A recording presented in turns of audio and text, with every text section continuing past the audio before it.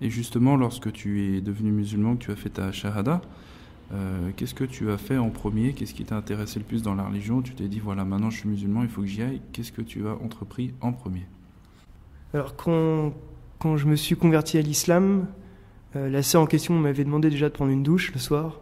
Je suis même pas sûr de l'avoir vraiment fait parce que j'avais pas compris l'intérêt. J'avais pas compris que c'était obligé pour un musulman de faire de grandes ablutions. Elle m'avait pas mentionné les grandes ablutions. Elle m'avait juste dit prendre une douche. Donc bon, par la suite, ça a fini par se faire, alhamdulillah, mais sur le coup, je crois que j'avais pas fait. Peu importe, à mon avis, ce qui compte le plus, c'est les intentions, et c'est pas vraiment la pratique une telle pratique immédiate, à partir du moment où on n'est pas au courant.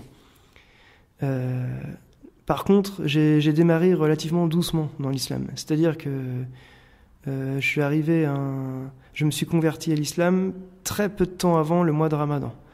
Une fois arrivé ce mois de Ramadan, comme je suis dans une famille non musulmane, je patientais le jour chez moi, chez mes parents. J'habitais chez mes parents à cette époque-là.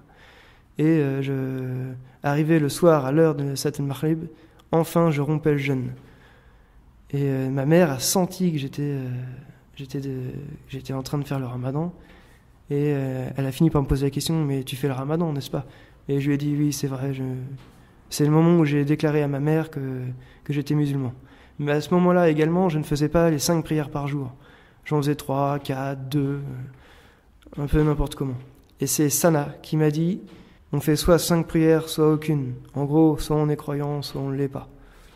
Et depuis ce jour-là, je ne crois pas avoir omis de faire des prières.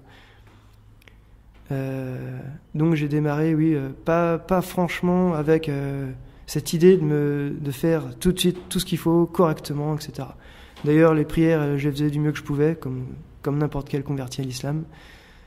Et puis, finalement, quand même, petit à petit, on sent, disons, intérieurement, que Dieu nous guide plus ou moins de ci ou de là. On sent que des choses sont importantes à faire, et notamment les prières, ce qui est même certainement la chose la plus importante. Et une fois qu'on a compris ça, on ne peut plus s'en défaire.